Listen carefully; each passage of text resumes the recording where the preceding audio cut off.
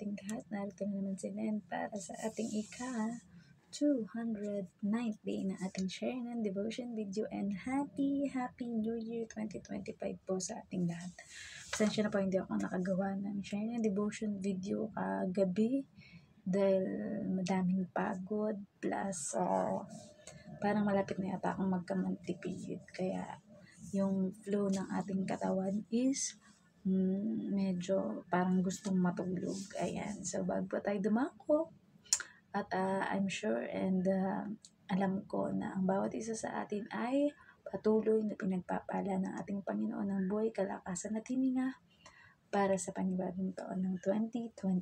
At kung paano tayong pinagpala ng Panginoon ng 2024, mas expect din natin na mas marami pa ang overflowing blessings na ibibigay sa atin at nararanasan this New Year 2025. So, let us all pray sa ating Panginoon.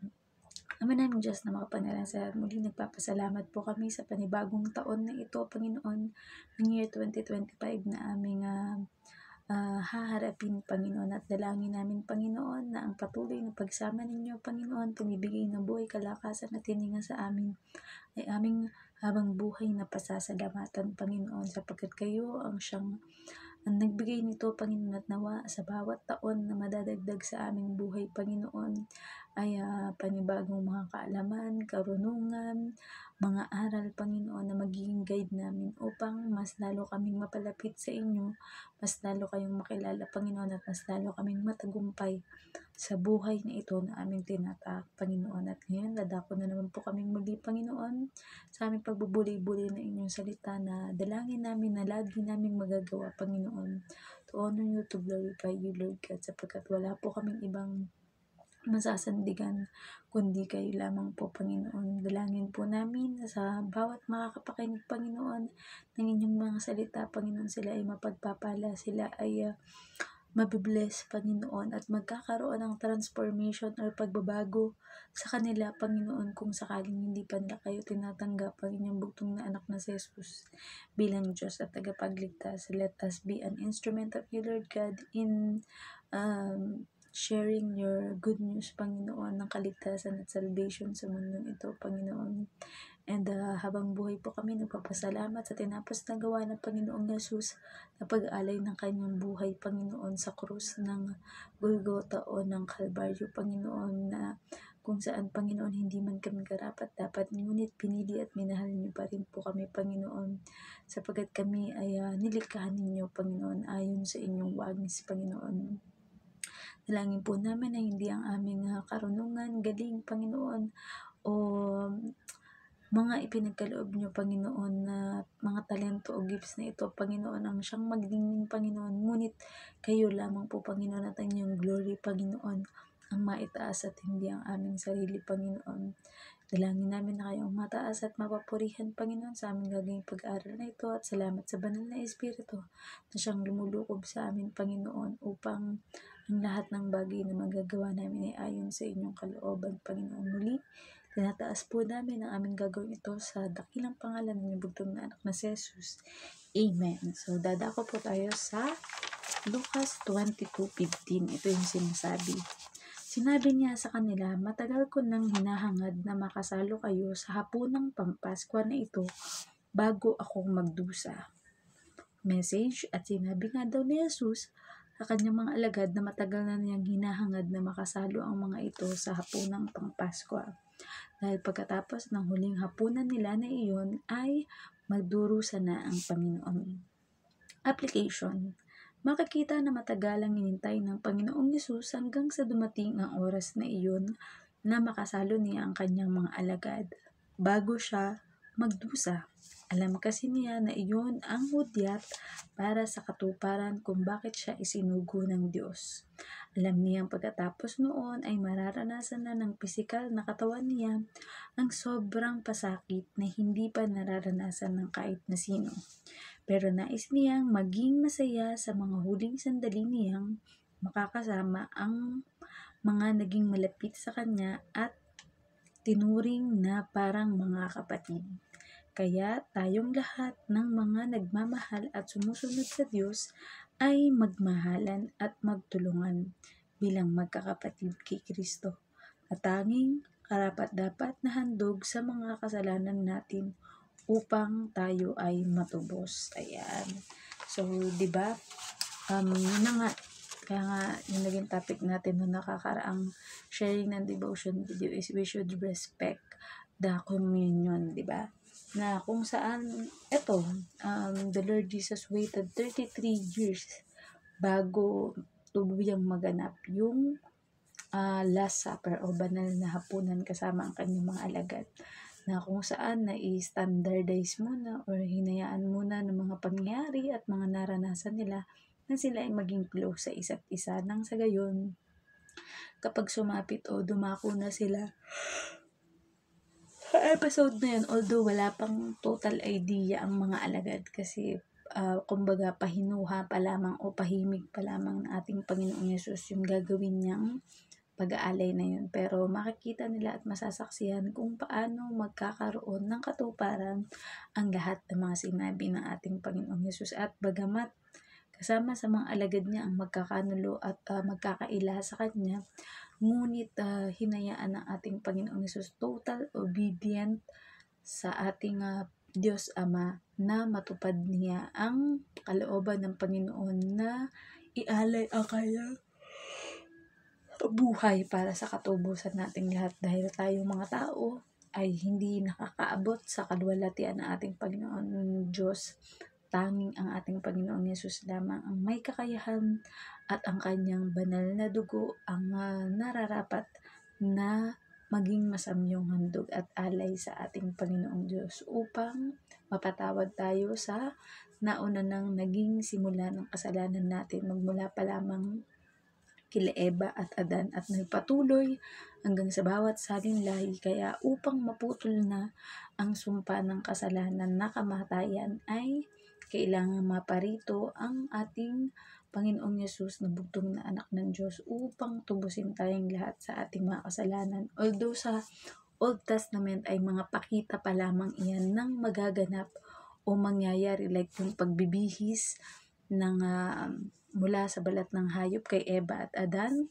Pagkatapos ay ang pag-aalay ng buhay dapat nung iaalay ni Abraham ang kanyang nag-iisang anak o bugtong na anak na si Isaac, ngunit hindi pa rin hinayaan ng Diyos na mangyari dahil nga hahayaan na mangyari ito sa takda at tamang panahon. So, inihula na rin ng mga propeta na ganun na mangyayari at ayun na nga, pagdating ng New Testament ay naisakatuparan na at nangyari na. Although it takes 1,000 years bago mangyari para sa pagdating at pagparito ng ating Panginoong Yesus, pero doon pa rin natin makikita at masasabi na tunay at tapat ang ating Diyos Ama sa kanyang mga pangako na bintiwan at sinabi sa banal na kasulatan at ipinabatid din sa mga propeta na humula tungkol sa pagdating ng Mesiyas o tagapagtanggol nating lahat.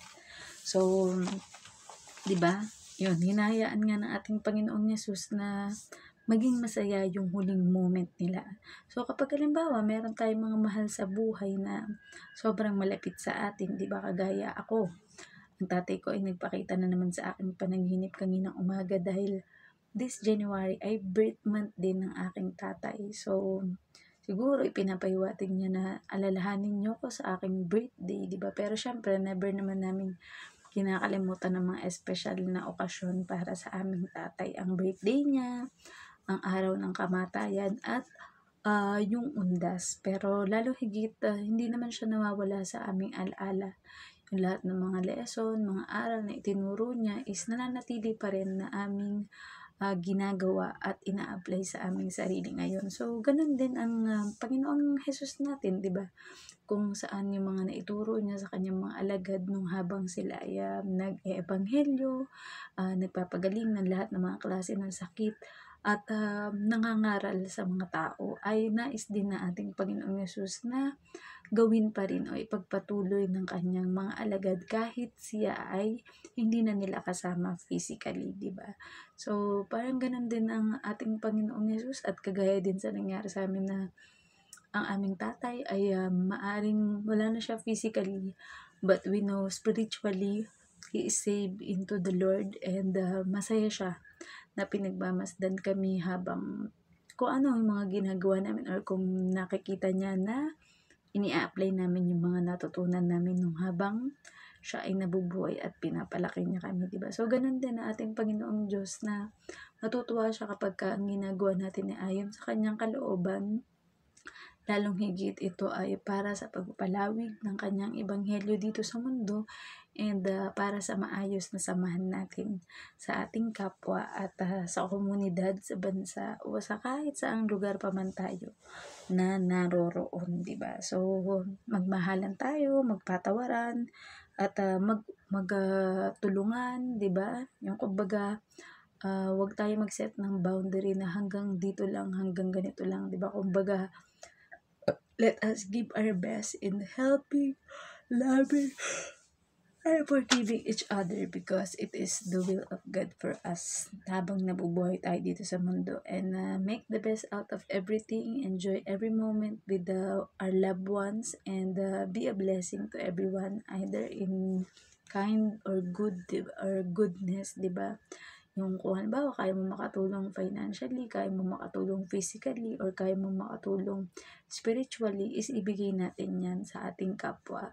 Dahil hindi natin alam kung hanggang kailan lang tayo mananatili sa mundo, di ba? Kumbaga, ang buhay natin, ilaan natin para sa paglilingkod at pagkilala ng lubos sa ating Panginoong Diyos, at lalong higit para tuparin ang kanyang mga kalooban at mahalin at mag-make disciple tayo ng ating kapwa, para nang sa gayon tatanggap tayo ng crown of glory pag tayo ay lumisan na sa mundong ito at kasama na ng ating Panginoong Diyos at Panginoong Hesus at lahat ng mga pinabanal at lahat ng mga naligtas at pinili sa kanyang kaharian, na kung saan wala na ang kahit anong paghihirap, wala na ang kahit anong sakit, wala na ang kahit anong pagkamatay, sapagkat meron tayong buhay na walang hanggan dahil sa tinapos na gawa ng ating Panginoong Hesus. So, nawa kayo may natutunan kayo sa ating sharing ng devotion video, and let us all end up into our closing prayer. So, let us pray. Ama namin Diyos na makapangyarihan, at maging nagpapasalamat po kami sa inyong mayamang salita na aming natutunan, Panginoon. Tunay nga na napakaganda ng ginawa ng Panginoong Yesus na pag-aalay ng kanyang buhay para sa aming Panginoon, and help us, Lord God, na napatawad, maging matulungin, Panginoon, sa aming kapwa, Panginoon. At anuman, Panginoon, mga sigalot o hindi pagkakaunawaan ng bawat isa, Panginoon, linisin niyo po ang aming puso, isip, at espiritu, Panginoon, sa gayon, Panginoon, hindi kami umisip ng mga masasama o hindi ka nais-nais ng mga bagay o gawain para sa inyo, Panginoon. At dalangin po namin, Panginoon, ang lahat ng mga dumadanas ng mga pinansyal na mga problema, Panginoon, ito may sa trabaho, sa negosyo, Panginoon, mga balak na ipatayong bahay, ospital, paaralan, Panginoon, at kahit ano pa man po mga simbahan, Panginoon, ay kayo po, Panginoon, ang siyang magpo-provide, Panginoon, sa lahat ng mga kakailanganin, Panginoon, mga bibili ng mga sasakyan, Panginoon, na panghimpapawid, pandagat, upang pang tubig, Panginoon, o pang dagat, Panginoon, upang maabot ang bawat mga remote area, Panginoon, ng mundo, Panginoon, upang maibahagi ang inyong ebanghelyo, mapakinggan, Panginoon, ng bawat isa, Panginoon, sa bawat lugar, Panginoon, sapagkat kapag naipahayag na sa buong mundo ang inyong mga salita, Panginoon, yun ang hudyat, Panginoon, na malapit na muling magbalik or mag-second coming ang aming Panginoong Yesus dito sa mundo, Panginoon. Dalangin po namin, Panginoon, na ang kaligtasan, Panginoon, ng bawat isa ay alam namin iginagawad at mararanasan ng bawat isa sa amin, nasaan man kaming sulok o nasaan man kaming panig ng mundo, Panginoon. Dinadalangin din po namin, Panginoon, ang lahat ng may mga sakit at karamdaman, malubaman ito o hindi, Panginoon, ay kayo po, Panginoon, ang aming great healer, Panginoon, and with you, Lord God, nothing is impossible or too hard na sakit, Panginoon, basta iaalay at idedeklara lamang po namin, Panginoon, ang aming buhay, Panginoon, sa inyo, Panginoon, na kami inyong tagapaglingkod, Panginoon, na handang magpaubaya sa inyo, Panginoon, ng kung anong binigay niyo sa aming time, talent, and treasure, Panginoon, upang magamit sa pagpapalawig ng inyong kaharian, Panginoon. I pray also for the pastors, priests, prophets, evangelists, Panginoon, mga teachers, Panginoon, at ano pa man, Panginoon, mga student, Panginoon, na nais mag-aral upang mas lalong lumalim ang pagkakilala at pananalig sa inyo, Lord God, at maabot, Panginoon, ng lahat ng mga tao, Panginoon, namin makakasalamuha, Panginoon, and we will always be a blessing sa mga taong makikilala o makakausap namin, Panginoon. We also pray, Lord God, para sa lahat ng mga bansa, Panginoon, there will be no virus, there will be no famine, there will be no war, Panginoon, sa bawat mga bansa, Panginoon, because, Panginoon, there will be sound, good relationship, Panginoon, and we pray, Lord God, na ang bawat isa, Panginoon, ay matutulungan ang kapwa namin para mas mapalapit sa inyo, Panginoon. Ang mga family po nila, Panginoon, mga anak na pinag-aaral, Panginoon, alam namin mapoprovide, Panginoon, ang lahat ng mga needs, Panginoon, at hahayaan niyo pa, Panginoon, na mayroong sosobra, Panginoon, upang mabigay din kahit ang mga wants ng inyong mga lingkod, Panginoon. We pray also, Lord God, for all the provision, Panginoon. Thank you, Lord God. We glorify you, Panginoon, sa pagkakaloob niyo sa amin na mabuting mga amo, Panginoon, na nakakasama namin dito sa Hong Kong, Panginoon, at ang pag-iingat niyo sa aming mga kalusugan, Panginoon, na hindi kami magkasakit, hindi kami mapahamak, Panginoon, sapagkat kayo ang laging nagsisafety sa amin, Panginoon. Dalangin din po namin, Panginoon, ang mga tao, Panginoon, na mga may matigas na puso, Panginoon, at ayaw pa kayong tanggapin sa kanilang buhay, Panginoon. Maaaring sila'y nahihiya, Panginoon, maaaring sila'y natatakot, Panginoon, at nag-aalala, Panginoon, na kung susunod sila sa inyo, Panginoon, ay paano na ang kanilang mga buhay, Panginoon, at ang kanilang mga pamilya. Subalit nagtitiwala po kami, Panginoon, na kapag pinili nyo na kami ay mapabilang sa inyong sa inyong second coming, Panginoon, ay lubos po namin ikagagalak, Panginoon, sapagkat alam namin, Panginoon, na wala kayong ibang hinangad, Panginoon, kundi para lamang sa aming ikabubuti, Panginoon. At kung may mga nakalimutan man kami mga panalangin and prayer and petition, Lord God, you know our heart very well, Panginoon, at alam niyo kung anong mga kailangan ng bawat isa sa amin, Panginoon. Ikaw mataas at mapapurihan sa aming buhay, Panginoon. At dalangin po namin, Panginoon, ang mas maraming pagpapala ngayong bagong taon, Panginoon, at dalangin din po namin, Panginoon, ng harmonious na pakikisama o pakikipag-usap at sa aming mga kapwa, Panginoon. There will be no awayan, no inggitan, Panginoon, at ano pa mang mga negative na mga pag-uugali o negative na mga gawain, Panginoon, ay iwaglit niyo po sa aming puso, isip, at sa aming pamumuhay, Panginoon, na lumakad kami na naayon sa inyong kalooban, Panginoon. And ang family po namin, alam namin na iingatan nyo para magkaroon ng good health, at ang bawat mga OFW, Panginoon, nagtatrabaho sa ibang bansa, alang-alang sa pamilya, Panginoon, gabayan nyo po sila, gabayan nyo po ang bawat isa sa amin, Panginoon, nang sa gayon, Panginoon, ay matupad namin kung ano ang mga ninais namin o pinag-usapan ng bawat pamilya upang maging maayos ito ayon sa inyong kalooban, Panginoon. Alam po namin, Panginoon, na dininig niyo na at mangyayari at magaganap ang aming mga deepest prayers sa inyo, Lord God, sapagkat kayo ang Diyos na tumutupad sa lahat na inyong mga pangako. Never kayong nalito, Panginoon, sapagkat ang tanging niyo lang hangad, Panginoon, ay maging masunurin kami with a humble heart, Panginoon, bowing down into your throne, Panginoon, at kayo po ang siya mag-iingat sa bawat isa sa amin sa lahat ng oras ng aming buhay, Panginoon. Ano man ang aming ginagawa will prosper, Panginoon, dahil sa inyo kami naglilingkod, Panginoon, at hindi lamang po basta sa aming mga worldly master, Panginoon. Ikaw mataas at mapupurihan sa aming buhay, Panginoon, at muli binabalik po namin lahat na papuri at pasasalamat sa tanging pangalan niya bugtong na anak na si Jesus. Amen. Good night po sa ating lahat and God bless. Bye-bye!